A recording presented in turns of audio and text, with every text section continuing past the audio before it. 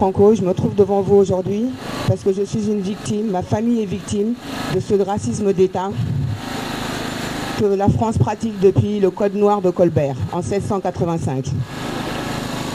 Ma famille est victime de ce carnage qui touche uniquement, ou plutôt essentiellement à 99%, les personnes d'ascendance africaine.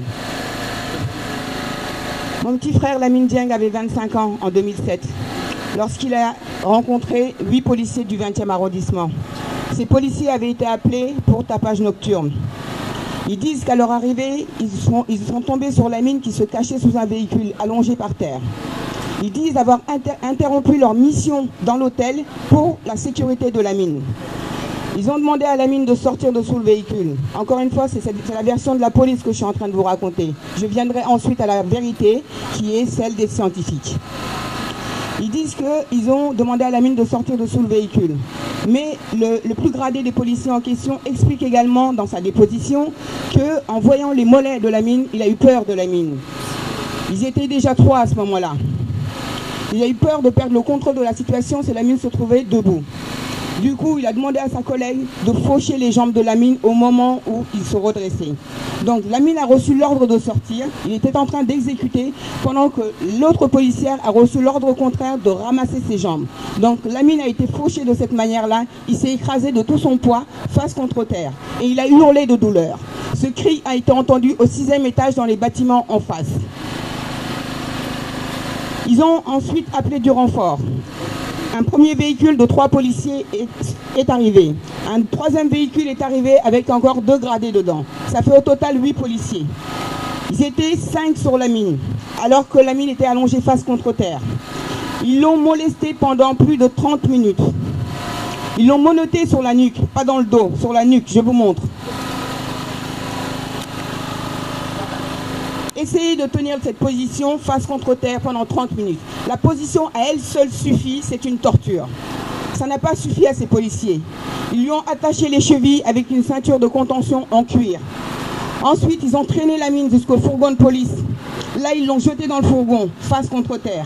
Et là, un policier s'est agenouillé sur son épaule droite, un sur son bassin, un sur son épaule gauche, un sur ses jambes repliées jusqu'au fessier et un autre au niveau de la tête. Les expertises médico-légales ont révélé plus de 30 hématomes sur le corps de Lamine, dont 10 sur la tête. Lamine a vomi pendant qu'il était maintenu dans cette position et il a respiré son vomi. Les expertises ont retrouvé du vomi dans tout son appareil respiratoire. Le policier qui était agenouillé sur la tête de Lamine, sous la pression de ce policier, le cerveau a manqué d'oxygène. Et en manquant d'oxygène, il a gonflé dans la boîte crânienne.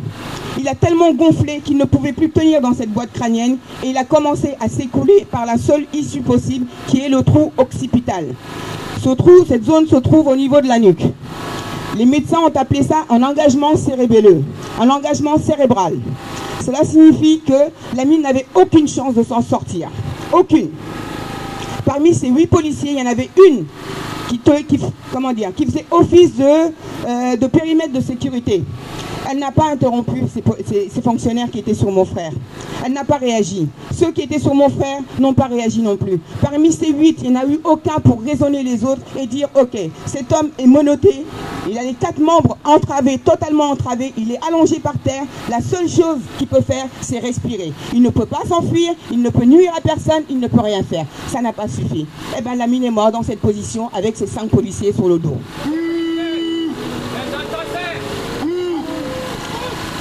Ils nous ont appelés 36 heures après pour nous dire que Lamine est mort dans un accident sur la voie publique. Accident sur la voie publique. Le véhicule, le camion de police, le fourgon de police, c'est la voie publique apparemment pour eux. Nous avons porté plainte, nous nous sommes constitués partie civile. Et nous avons demandé une contre-expertise, parce que la première expertise disait que Lamine est mort d'une overdose de cocaïne et de cannabis, et d'alcool, pardon. Voilà, c'était un drogué notoire, et donc il est mort entre leurs mains, mais ils y sont pour rien. La contre-expertise a révélé que Lamine est mort d'une asphyxie mécanique par suffocation due à l'appui facial contre le sol, avec pression du sommet de la tête. Donc on n'est plus du tout dans un contexte toxique. C'est eux, c'est leur opération, c'est ce qu'ils ont fait à Lamine qui a conduit à la mort de Lamine. 7 ans après, le juge d'instruction a prononcé un non-lieu. Nous avons fait appel de cette décision. 1 an après, la Chambre de l'instruction de Paris a confirmé le non-lieu. Nous avons fait appel de cette décision également. Et aujourd'hui, on est à la Cour de cassation. Et on espère, mais sans se faire d'illusions, que les magistrats à la Cour de cassation auront le courage enfin de condamner ces policiers au vu des éléments à charge et qui sont dans le dossier et qui sont incontestables. Parce que ce sont des preuves scientifiques. Les magistrats qui ont prononcé jusqu'à aujourd'hui les non-lieux se sont basés exclusivement sur les déclarations des criminels eux-mêmes, à savoir des policiers, les 8 policiers qui ont tué Lamine Diagne. Est-il normal que dans un pays comme la France, qui se prétend à l'origine des déclarations des droits humains, il faille se battre pour faire appliquer la loi? La loi prévoit que lorsqu'un fonctionnaire de police tue un être humain, il doit être condamné à une peine de 20 ans de prison. Cette loi n'est jamais appliquée. Les magistrats passent toujours outre. On ne demande pas de loi d'exception. On veut que la loi qui existe, qui est en vigueur dans ce pays, soit appliquée par les magistrats. Donc, quelle est la solution? Comment fait-on pour obliger ces magistrats à appliquer la loi? Sincèrement, je n'ai pas la réponse. Et donc, j'interroge chacun d'entre vous à y réfléchir. Comment faire pour obliger les magistrats à appliquer la loi? On se battra. De nombreuses familles, comme celle de Aboubakari Tandia, qui a été tué à Courbevoie en 2005. La famille a été déboutée par la justice française, malgré les preuves scientifiques. Ils ont été obligés, 10 ans après, d'aller à la Cour européenne. Ce n'est pas la seule famille qui est allée jusqu'à la Cour européenne. La France, de nombreuses fois, a été condamnée par la Cour européenne, justement, parce que les policiers tuent et que les magistrats couvrent les criminels. Mais ça ne change rien. Amnesty International, par 3 rapports, depuis des décennies également, alerte les autorités françaises en leur expliquant qu'il y a des allégations de crimes policiers et qu'à chaque fois, la mécanique est la même, les criminels sont protégés par les magistrats, par la justice. Ça non plus, ça n'a pas d'impact. Donc, encore une fois, voilà, vous voyez, les familles se battent. Elles font le maximum pour faire entendre leur voix. Mais les médias français qui pointent du doigt ce qui se passe aux États-Unis, ferment les yeux sur ce qui se passe en France.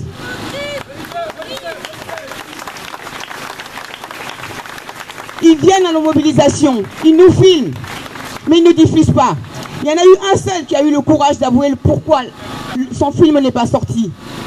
Il nous a expliqué que sa direction avait bloqué le sujet.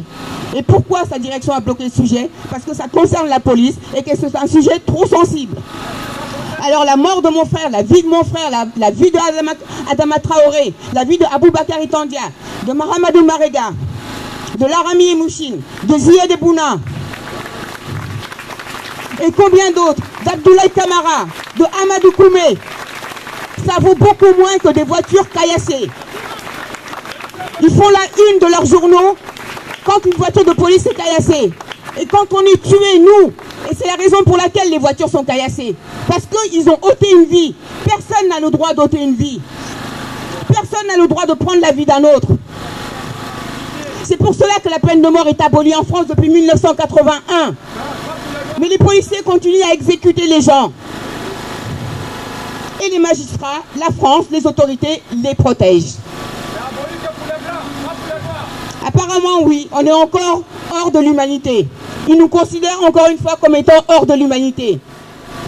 Donc le droit s'applique à eux, mais ne s'applique pas à nous. Pourquoi? Les policiers sont au-dessus de la loi également.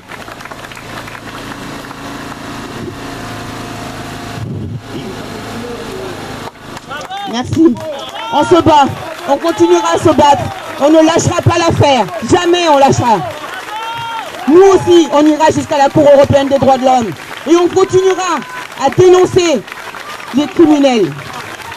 Merci.